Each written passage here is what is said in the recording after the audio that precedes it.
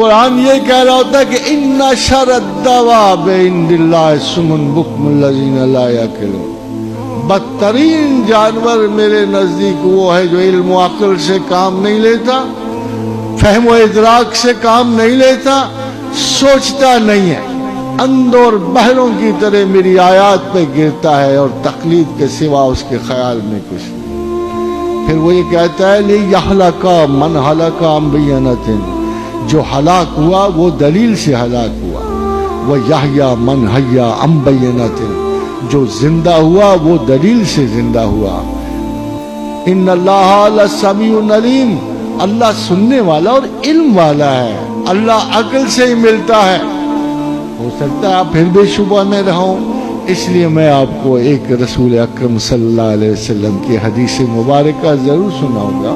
اور دیکھوں گا کہ یہ خدا کا رسول بھی ہمیں ہر بات بے عقلی اور بے دلیلی سے کرنے کو کہتا ہے۔ تو حضور نے فرمایا، روایت حضرت ابو ہریرہ رضی اللہ تعالی عنہ کرتے ہیں، جب اللہ نے عقل کو پیدا کیا تو فرمایا کھڑے ہو، وہ کھڑی ہوگی۔ عقل ہی واحد ایسی چیز ہے نا کہ جو اللہ کی تابعدار ہوتی ہے، ہمارا جبلی وجود تو نہیں ہوتا، ہمارے اندر بیٹھا ہوا وہ ہمارا جبلی وجود اللہ کا قائل نہیں ہوتا، یہ تو عقل ہے جو اللہ کی قائل ہوتی ہے۔ جب عقل کو سامنے حسن پروردگار نظر آیا ہوگا تو اس بیچارے عاشق کے بیچارہ نے تو جو حکم سننا تھا اس پہ عمل کیا، تو اللہ نے کہا عقل کھڑی ہو جا، عقل کھڑی ہو گئی۔ اللہ نے کہا گھوم، وہ گھوم گئی۔ اللہ نے کہا پھر سامنے منہ کر میرے، پھر اس نے منہ سامنے کیا، کہا بیٹھ جا، وہ بیٹھ گئی، اس نے اپنا مقام پکڑا۔ پھر اس نے فرمایا،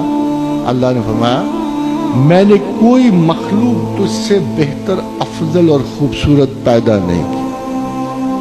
اللہ نے ملاحظہ فرمائی کہ اللہ، اس حدیث سے دو باتیں صاف ظاہر ہوتی ہیں نا کہ عقل جو ہے وہ مخلوق ہے، عقل مخلوق، سافٹ ویئر ہے، یہی دیا گیا نا سر، سافٹ ویئر، یہ بڑا اسپیشل سافٹ ویئر تھا جی اللہ نے اپنے ہاتھوں سے بنایا، تھوڑا سا ملائکہ کو دیا زیادہ، آرٹیفیشل انٹیلیجنس اس میں نہان تھی،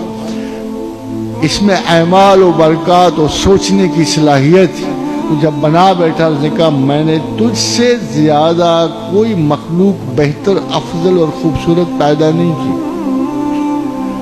میں تیرے سبب لوں گا، جو وصول کروں گا بندوں سے تیرے سبب وصول کروں گا، تجھے معیار بنا کے وصول کروں گا،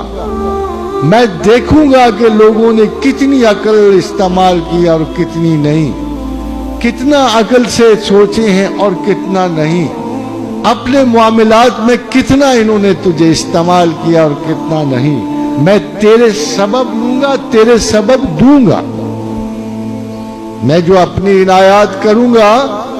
میں جو اپنے فضل و کرم سے افراد کو اور قوموں کو نوازوں گا تو تیری وجہ سے نوازوں گا۔ میں یہ دیکھنا چاہوں گا کہ میں نے جو سب سے نرالی چیز پیدا کی اور حضرت انسان کو بطور امانت دی، میں دیکھوں گا کہ لوگوں نے اسے کیسے استعمال کیا ہے، میں تیرے سبب دوں گا،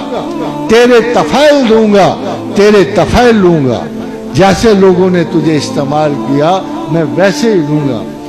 تیرے سبب پہچانا جاؤں گا۔ ملاحظہ فرمائیے، عبادات کے عوض نہیں، روزوں کے عوض نہیں، اے عقل میں تیری وجہ سے پہچانا جاؤں گا۔ کنت کنزا مخفیا ان عرفا، میں ایک چھپا ہوا خزانہ تھا، میں نے چاہا کہ پہچانا جاؤں۔ تو پھر میں نے کیا کیا؟ میں نے تعارف پیدا کیا، میں نے مخلوق پیدا کی، تعارف پیدا کیا، شناسائی پیدا کی، اور اس اعلی شناسائی کو میں نے عقل کہا۔ اے عقل میں تجھ سے پہچانا جاؤں گا۔ ایک جاہل کی تعریف میں ایک عالم کی تعریف میں بڑا فرق ہوتا ہے۔ ایک بڑا اچھا شعر بھی ہو تو آپ کسی کے سامنے سنا دو، وہ تو گائے کا چارہ نکلے گا،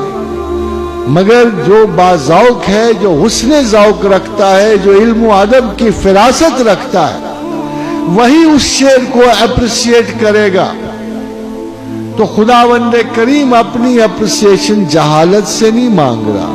وہ کہہ رہا ہے کہ عقل میں تجھ سے پہچانا جاؤں گا، تیرے سبب ناراض ہوں گا جب تو میری ذات، میری کیفیات کو بیان نہ کر سکے گی، تجھ مجھے پہچان نہ سکے گی، جب تو میرے بارے میں شبہ کرے گی،